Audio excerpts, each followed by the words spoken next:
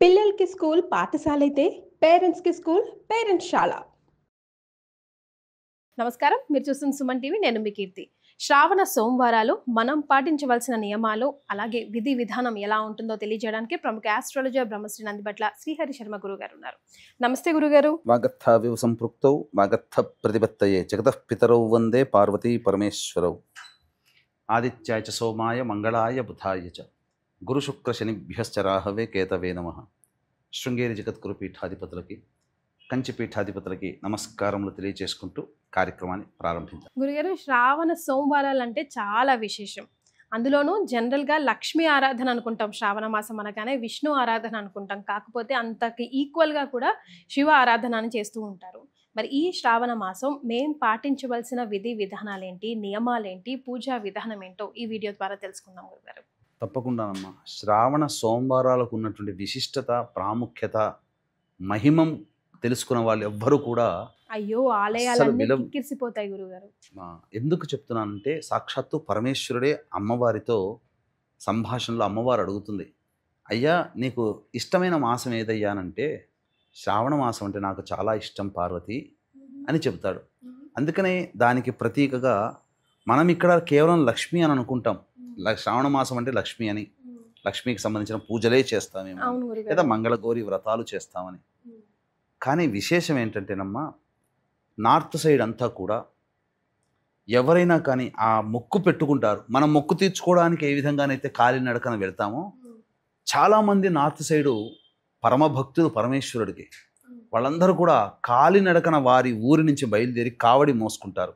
దాంట్లో వాళ్ళ ఇంటి నుంచి తీసుకుని వెళ్ళినటువంటి జలముని శుద్ధ జలము అంటారు. బావిలో నుంచో ఎవరు ముట్టుకోకుండా ఉన్నటువంటిది శుద్ధ జలాన్ని తీసుకొని వాళ్ళకి దగ్గరలో ఉన్నటువంటి వాళ్ళు మొక్కుకుంటారు. ఏ జ్యోతిర్లింగమనో, ఉజ్జయిని దేవాలయం కానీ, కాశీ విశ్వేశ్వరుడికి కానీ, ఇంకేదైనా నాసిక్ త్రయంబకేశ్వరం కానీ, అలా కావళ్ళు మోసుకుంటూ వెళ్తారు. వెళ్ళి ఆ స్వామిని దర్శించి వాళ్ళు తీసుకుపోయిన జలంతో అభిషేకం చేస్తారు. భం భం భోలే బాబా మహాదేవ్ మహాదేవ్ అనుకుంటుంటారు. ఖచ్చితంగా వాళ్ళకి అది అనుకున్న పని నెరవేరుతుంది. ఆ పరమేశ్వరునికి చాలా ప్రీతికరమైన మాసం. ఇంకా చెప్పాలి అంటే, ఈ శ్రావణ మాసంలో మనకు శాస్త్రంలో చెప్పబడినటువంటి మహత్యం గురించి ఒకటి చెప్తానమ్మా. అంటే ఒక చిన్న కథ ద్వారా తెలియచేయడం జరుగుతుంది.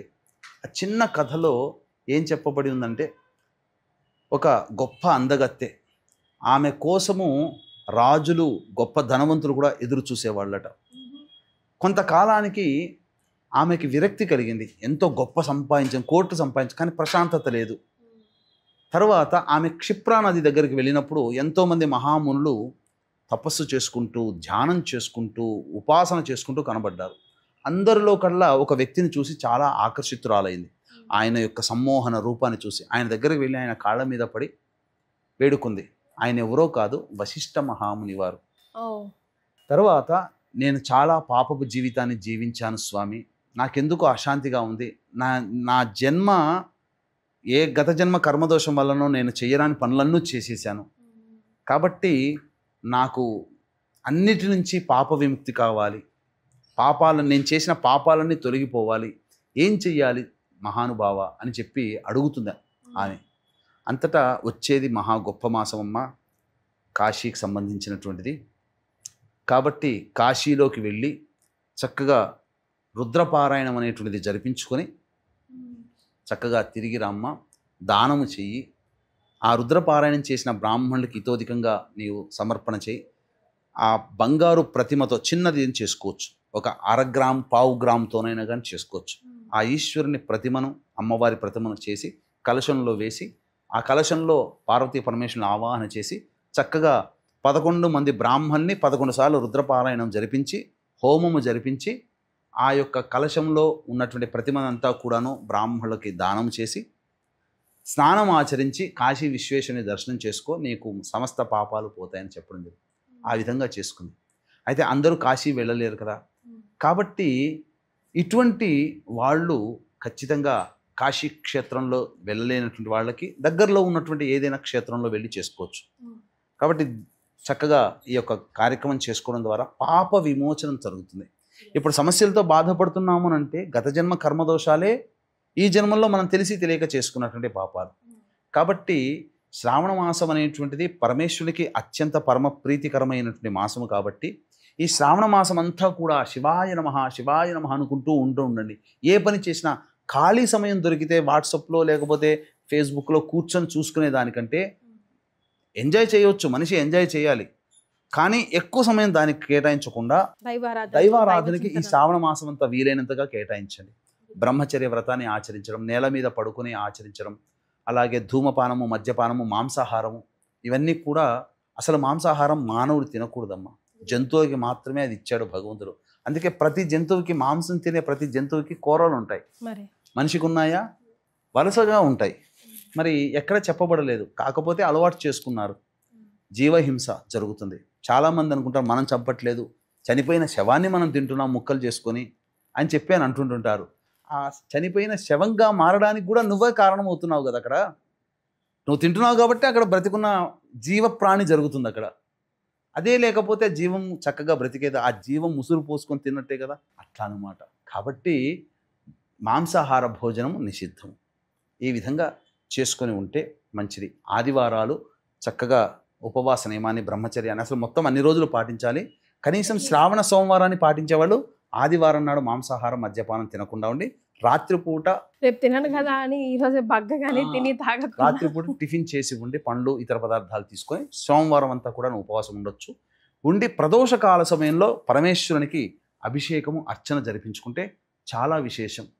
ప్రతిరోజు శివాలయ సందర్శనం, ప్రతిరోజు ఆ కాశీ విశ్వేశ్వరుని దర్శించుకునే భాగ్యం కలిగిందంటే అంతకన్నా కావాల్సింది ఏందమ్మా. మరి గురుగారు ఎప్పుడు కూడా మనం శివయ్యకి సంబంధించి ఏ నైవేద్యం ప్రీతికరం అని చెప్పుకోలేదు కదా గురుగారు ఇప్పటివరకు. శివుడి దగ్గర ఉన్నటువంటి గొప్పదనం ఏంటంటే మనం ఏది ఇస్తే దానికి 100 రెట్ల ఫలితాన్ని మనకిస్తాడు.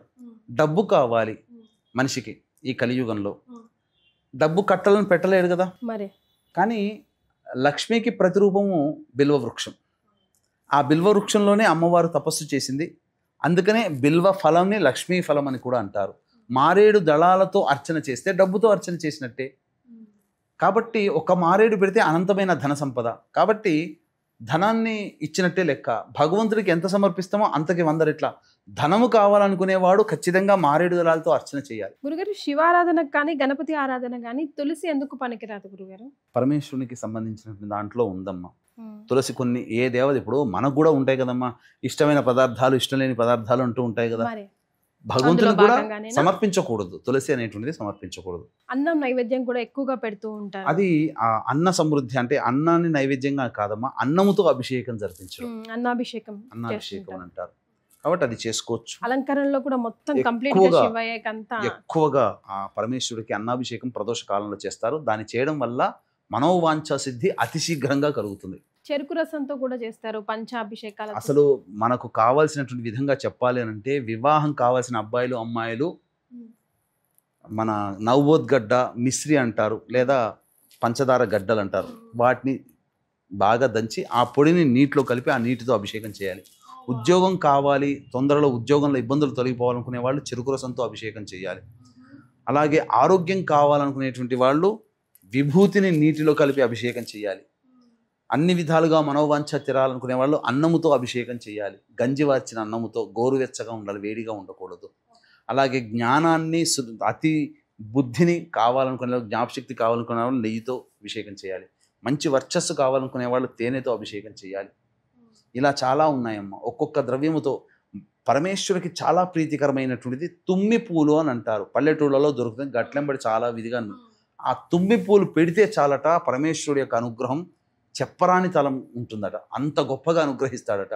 ఉద్యోగ సమస్యలతో బాధపడే వాళ్ళు ఎర్ర జిల్లేడు పుష్పాలతో కనుక అర్చన చేస్తే చాలా మంచిది. కార్యంలో ఆటంకాలు ఎదురవుతున్నాయి, మాకు కార్య విఘ్నాలు తొలగిపోవాలనుకునే వాళ్ళు తెల్ల జిల్లేడు పుష్పాలతో అర్చన చేయాలి. ఇలా ప్రతిదీ చెప్పబడి ఉందమ్మా శాస్త్ర ప్రకారము. పరమేశ్వరునికి కనుక చేస్తే చాలా గొప్పదైనటువంటిది. కాకపోతే పాప విమోచనం కలగాలనుకుంటే ఎన్నో 12 మాసాలు ఉన్నాయి. 12 మాసాల్లో చెప్పబడలేదు. కేవలం శ్రావణ మాసంలోనే శివారాధన విశేషంగా ఏకాదశి రుద్రాభిషేకం, రుద్ర ఆరాధన చేయమని చెప్పబడింది. కాబట్టి అవకాశం ఉంటే దగ్గరలోని క్షేత్రంలో చేయండి. లేదంటే 4వ సోమవారం రోజున మన పీఠం ఆధ్వర్యంలో ఈ చెప్పబడినటువంటి పాప పరిహార దోష నివారణార్థం చేయించడం జరుగుతుంది. కాశీలో కావచ్చు, ఏదైనా సిద్ధక్షేత్రంలో శ్రీశైలంలో కానీ శ్రావణ మాసం 4వ సోమవారం రోజున చేయించడం జరుగుతుంది.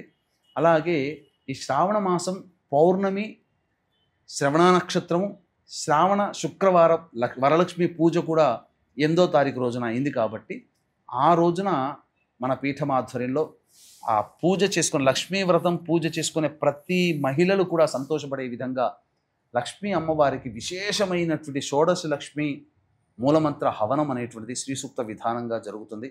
ఈ కార్యక్రమంలో పాల్గొనడం ద్వారా ధన సమస్యలు, వివాహ సమస్యలు, దాంపత్య సమస్యలు, సంతాన సమస్యలు ఒకటా రెండా మనిషికి ఏ సంకల్పం కోసం అయితే ఎదురు చూస్తున్నాడో ఆ సంకల్పం నెరవేరడం కోసం ఈ షోడశ లక్ష్మి హవనం అనేటువంటిది చేయించడం జరుగుతుంది. ఇందులో గోతనామాదులు నమోదు చేసుకున్నటువంటి వాళ్ళకి తామర మాల పూజ చేసి ఇవ్వడం జరుగుతుంది. అద్భుతం.